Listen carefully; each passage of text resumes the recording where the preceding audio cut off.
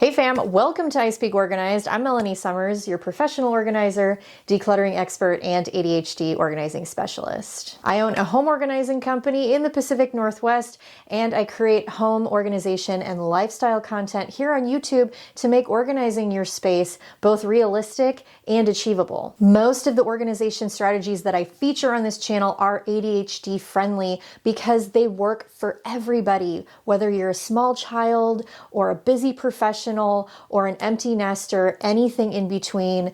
ADHD organizing solutions are very easy to set up and really easy to maintain. So today I'm going to walk you through the process of organizing and updating a playroom. Playrooms become cluttered really fast and they become a dumping ground for all manner of toys, books, games, and everything else. We're going to untangle all those knots and I'm going to show you some really cool product upgrades that will help you maintain the organization of that space much easier. And we're going to make it easier for kids to clean up in the process too. This playroom organization video is perfect whether you are somebody looking for product suggestions and organizing ideas in your own home, or if you're a budding professional organizer curious about how organizing professionally works, because obviously there's a difference between organizing for your own space and doing it for a client. So I'm going to give you my best tips and tricks for a professional organizing experience.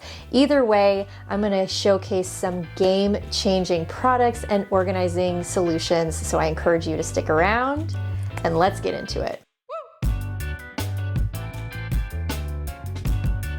Hey, and welcome back to the I Speak Organized YouTube channel. I'm so pumped to have you here with me today. I cannot wait to dive into this. If you're brand new here, be sure to pull out your device and tap the subscribe button so that you become a member of the Speaker fam. I would be so honored to have you on board. Don't forget that as you get value out of today's video, that you go ahead and give us a big old thumbs up and tap that notification bell so you're notified every time we post new content every single week. And if you're an organizing enthusiast or considering starting your own professional organizing business, then I encourage you to join my free Facebook group. We've got 3,000 members and counting of very supportive people that are super active in that group, answering lots of questions, providing advice on all things home organizing and pro organizing business. I'm in that group every single week answering questions, and I would love to see you there. I'll make sure to leave all the information and the link to that down in the description below. All right, fam, the first thing we're gonna do is go take a tour of the playroom before it's been organized, and I have a confession to make. It is my home and my kids' playroom, and I do this for a living, and it has become an absolute disaster, at least according to my standards. Some of you might not consider that because you may have a different clutter threshold than I do, but the bins have just been mixed and mangled and mashed with all kinds of craziness, and there's trash in there and boxes and furniture I need to build, and I'm not going to bore you with the whole thing. The whole point in me saying this is to highlight the fact that even though I do this for a living, my own space gets cluttered and crazy and needs to be reset. So don't get down on yourself when you're in this process. You can use this as a form of motivation. We can do this together and you're gonna get some really great ideas. Okay, fam, are you ready for this? Let's go check it out. All right, I didn't hold back at all. I didn't clean anything up. This has been the state of the playroom for a while. Things are just really out of place. I don't even know what is in here. There's like some broken binoculars and there's a straw. You kind of get the picture. My kids are 3 and 5, almost 4 and 5, so we have a lot of stuffed animals we need to go through and purge. And then I also have a bunch of furniture and some organizing bins that I'm going to be upgrading in the space, because this cabinet right here is going to transition more into school, like academic and craft stuff, because my kids are currently homeschooled. So we're going to be moving all the books out and putting a little tiny bookshelf right in here. All kinds of craziness happening in here. So we're going to just kind of clean this up a little bit, put things back where they're supposed to go. I have another hanging wardrobe for all of their dress-up clothes that's going to go right here in this wall space, so there's going to be a bit more hanging space. I have a really cool solution for hanging up the clothes that I'm really excited to show you guys, and it's super easy to use. So yeah, that's kind of what we're working with here. Again, not terrible, but it's also like really not the best, and I'm excited to finally tackle this project because it's been weeks and it's been driving me insane. And if you're somebody who loves to organize, you're naturally gifted with it, people tell you that you should be doing it for a living, well then maybe you should listen to them and think about that and hear me when I tell you that I am your go-to gal for all things pro organizing business. So in just a few minutes, I'm going to walk you through a couple of ways that I can help you start or level up your own professional organizing business and be your own boss in a dream industry, making six figures and beyond. It truly is an amazing career. And I'm going to share with you all of that stuff in just a little while. So the first thing that we're going to do is make sure that we have a nice flat surface space, whether it's floor space or you set up a folding table or a big blanket. We're able to pull everything out and start to categorize it. So we're macro sorting everything into broad categories to put play kits back together, make sure that puzzles have all their pieces. And then we're also looking for low-hanging fruit like trash from leftover crafts or tags from clothes or packaging or anything that's broken or missing pieces. Those for me are low-hanging fruit that are going to trigger a purge, and they're just going to be trashed or donated right away. The other thing that I like to do during this process is go throughout other spaces where toys are kept. We really try hard in our house to only have the toys in the playroom, and then there are certain toys and books that are allowed in bedrooms. We're trying to at least get everything back into the playroom at the end of the day when we put the house to bed so that this process can go a lot faster. At least everything is in one place. I do a quick sweep of the house just to pick up all the stragglers that have gone underneath the bed. Remember, if you have little kids, things are often going to be stashed low and underneath things. So I'm looking in closets, in corners, underneath furniture, so on and so forth. Let's talk a little bit about ADHD-friendly organizing. And basically what that means is we're creating systems that are easy to use, they're visually appealing, and they're flexible. So for the labels we're using, I chose to use a semi-permanent solution. So take these labels, for example, I'm going to be putting Velcro on the back of them so that they can be moved to any part of the playroom if we decide we want to move things around. ADHD organizing systems need that flexibility. Most of my ADHD clients are very creative and they like to invent and reinvent the systems as they go because sometimes the novelty wears off, they get bored and they want to try something new. It's not necessarily the fact that the system isn't working, it's just that they're over it and want to try something else. So I often try to make that a priority when organizing a space. The other thing is to make sure that we're decluttering regularly. So I like to go through the process of resetting a space like this at least twice a year, usually right before Christmas and then again before birthdays, because that's when I know a lot of items are going to be coming in. They're going to get a lot of presents, new things are going to be coming. We want to make sure we have room for that stuff. So those two instances are going to trigger a purge for us. And this is also mainly because we want the space to be easy to tidy and maintain in 5 minutes or less. And we want the kids to be able to do it easily as well. So everything has to pass the one action or one hand test, meaning that the item needs to be easy enough to put away with just one action or one hand. If you're unstacking something, lifting a lid, shoving things aside in order to put an item away, you're less likely to use the system. I choose all of my organizing products very, very carefully. So stacking drawer systems, as you'll see, drop front bins, things that are very easy to use. Same thing with wall hooks. It doesn't necessarily need to be super aesthetically pleasing. It just needs to be easy to use. The less items you have to maintain, the less time it's going to take to tidy. And I'm going to make everything as easy as possible to put away because the motivation to put things away is less than when you are first interacting with the item. The main mission here at I Speak Organized is to give you the best quality tools and resources to level up your business and have a truly successful 6 or 7 figure business that doesn't suck away all of your time. So if you're brand new to all of this and it seems very overwhelming, you don't really know where to start, you have come to the right place. I am your go-to gal for all things pro-organizing business. If you're afraid that you aren't enough, like you don't have enough experience or you don't really have the goods to bring to the table to charge what other people charge or whatever story you happen to be telling yourself, I am here to help you understand that you can be exceptional with the right tools and training. I want to offer you a golden opportunity, one that I wish I had when I first started my organizing business. I want to invite you to book a one-on-one Zoom consult or coaching series with me to get all of your burning questions answered. No gatekeeping here. My goal is to empower you to kick fear to the curb and start your organizing venture with confidence.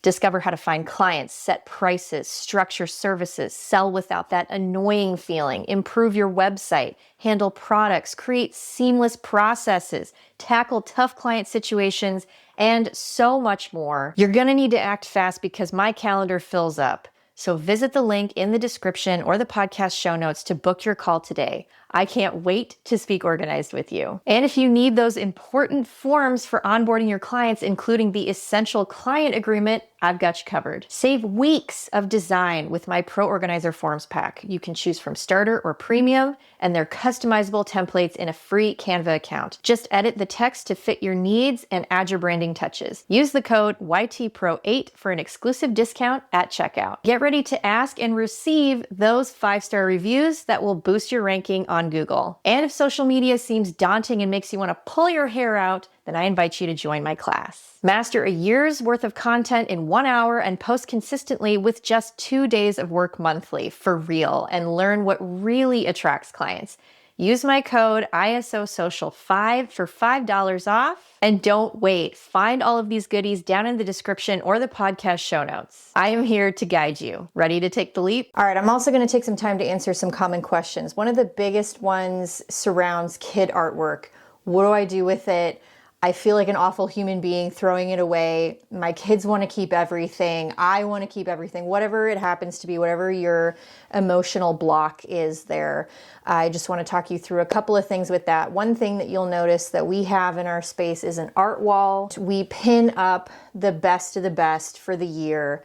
And once that space is full, that's when we know that it's either time to rotate something in or out. We can take a photo of it and upload it to a folder. We can take all of those photos and download them into a book. We can print that book and have that physical representation. I like to really use the container method where I have a very specific zone where I keep those things, and once that space is full, that's when I know it's time to purge. And then usually we have a memorabilia box of some kind or a file box set up where if you want to really organize things by year or by grade or anything like that, you can have sort of an archival file system that you can set up to keep things like that. Any 3D projects, we definitely don't keep those. We take photos of them, and again, they go into that photo album. Another question that I often get surrounds getting rid of things without your kids' permission. How do you declutter when your kids don't want to get rid of anything? I work with clients whose parents got rid of things for them and sort of made that decision for them throughout their lives, and it sort of builds this unhealthy emotional attachment to stuff. As the person gets older, it can spur on hoarding-like behavior and tendencies. And so we definitely want to, when the child is probably 5 years old and up, involve them in the decluttering and decision-making process. And if your kids are really having a hard time letting go of things, you can start with toy rotation and use that as a way to thin out the inventory in the space while still holding on to everything, and then revisit it with them in 3 to 6 months. See what they want to pull out. At some point in time, usually after it's been a while, kids are less reluctant to let go of things once they experience not having them around. And I also find it helpful to take them with you to certain charity organizations, get them involved in that type of community support early on so that they can see where their donated items are actually going to, that they can start to learn about people who have less fortunate living circumstances than they do, and how nice it is to offer their stuff and express generosity to people who could really use it. And then the last thing is, how do I know what products to use? I always get really confused and overwhelmed. There are so many different options and I just end up buying a ton of stuff and none of it fits. So my first piece of advice in that scenario is to make sure that you declutter first and decide what you're actually keeping in the space before you go out and shop for product. See what types of storage items you already own. That can be really helpful. And then measure the space really well. So get your height, your width, and your depth of everything, and then plug that in when you're doing your research for products to make sure that you find something that's going to fit. It is a more time-consuming process on the front end, but once you actually get those things in your space, you can install them really quickly and you're ready to go. So I spend a considerable amount of time, even before I actually do a project, to go through and measure the container spaces to make sure that the products I'm buying are going to fit. And then once I go through the decluttering and organizing process, then I can go ahead and systematize using the things that I know I'm going to use. Over the course of 3 separate days, I put in somewhere between 4 and 6 hours worth of work on this playroom. You know, I just kind of used the time that I had. That's another really big tip here, is not to try and get everything done all in one day. That's where you get tired and discouraged and don't make high quality decisions about how to store things and create the best functional space. A lot of people that I work with have an all or nothing mentality, and it can end in disaster sometimes. So just use the time you have, use small increments of time, you know, keep things packed up nicely in between sessions, and just do what you're able to do. Okay, fam, it's time to do the big reveal. I'm gonna put my water down here and show you the finished product. It's always a work in progress. This is like the 2.0 version. I was finally able to add labels to just about everything, especially those areas where the kids are going to be helping put things away. So let's go through and take a look. All right, starting over here, I moved the accessories down here and I have these really cute labels. I'll show you that, again, they're Velcro. So if I want to use this bin for something else, I can just put a different label on it at that time. So that's where we have some accessories for the dress-up station. Here's our little headband station all set up. Turned out really nicely. All the dresses over here on hangers. And then over here we've got some more accessories in these acrylic bins. So the kids will be able to put everything away super easily, as you saw before. Barbie's in here. More dress-up stuff in here. Got little purses on the hooks over here, and then here's all of the dress-up stuff that my youngest child usually plays with, and I opted for the hooks so that she can very easily take things off and put them back on using just one hand. Nice and easy. I've got this little dress-up station over here too, because obviously that's kind of what the girls are into at this moment. All their kitchen stuff is put away where it needs to be inside the cabinets here. I didn't really do much of anything other than just kind of separate things out a little bit so that it's easy for them to use. Okay, this is a big one. So inside the cabinet, totally redid this system up here. So I have musical instruments and back stock of things that I don't need access to frequently. That's all there. These are all different types of kits, things that I like to pull out and let them play with as an activity. So I've got hot glue, I have paint back here, Play-Doh, and accessories. These are all like craft kits. And then this is all the kind of grab and go stuff, the things that I'm okay with them coming to use on their own. So lots of glue sticks, scissors and hole punchers. These are, you know, like the kid-friendly scissors. Some miscellaneous craft stuff. So if they want to do tracing or use molds for anything in particular, they can do that. Got pipe cleaners, all kinds of fun stuff in there. Lots of ribbon in here. Down below is all of the writing utensils so they can draw. There's markers, stickers, pens, pencils. I also have these little pen cups stashed here, so in the event that we want to just pull from each of the drawers a bunch of different things to stick in the pen cups, we can make them a little kit to take and sit down and draw. Then we have all their school stuff in here in this drawer. Easy to grab. Extra drawing stuff. It's also sort of for school as well. And then down below is all of the extra paper, whether it be for crafts or writing or what have you. So that is a huge accomplishment. The other thing that I'm probably going to do here is create a list of different activities based on all of the things that are in this cabinet. I can actually plug in all the supplies that exist in this craft cabinet and ask ChatGPT to generate some craft ideas that are age appropriate. So I'll be sticking those on the inside of the door. Pulled all the books out and got them onto our little bookshelf here, which is a cute little nook. So now we can actually see all of the books that we have super easily. They can come and pick them out. Over here, everything is more or less the same.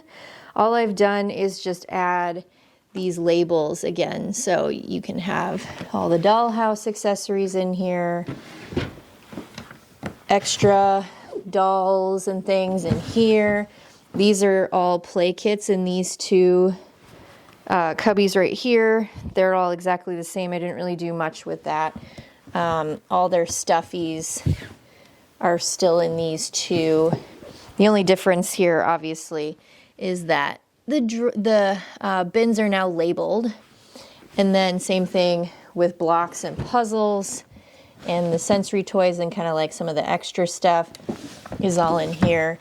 You'll notice with some of these things, I have put together bags to keep things separated so they can come in and grab a certain type of toy and play with that individually without dumping everything out. Now, do I expect that they're going to keep it all this way all the time? No, of course not. So this is just a good reset. It's a refresh. It's easy for me to come in here and help them micro-organize some of the categories a little bit. But if they want to just kind of dump things in, we have picture labels, makes it super easy. And that is that. I'm super excited. Very pleased with how it turned out. All right, fam, that's gonna wrap it up for today's Playroom Refresh. I hope that you got some good ideas from it, some product suggestions. Again, all of the products that I used today are gonna be linked down in the description of the video, and you'll be able to check them out there. If you have any questions about anything we did today, be sure to comment down below and don't forget to give this video a thumbs up. And if you're ready to start your professional organizing business, to get on my calendar, the link for that will be down in the description and the pinned comment of this video. I am starting to book into the spring at this point and filming the video, so be sure to snag one of those spots before they're totally gone. Also, join my free Facebook group, whether you're an organizing enthusiast or wanting to start your own professional organizing business. It's a great place to get all of your questions answered and hang out with me every single week. And if you love all things I Speak Organized and want to say thanks, there will be a donation link down in the description and the comment of this video for you to give a little something back to the channel, because it does take obviously hours and days to create a short video like this, because we want to make sure that we bring you the best quality content possible. We would be so grateful for any amount that you're willing to donate to the channel. Beyond that, I hope you guys have a fabulous day, and I'll see you in the next video. Bye.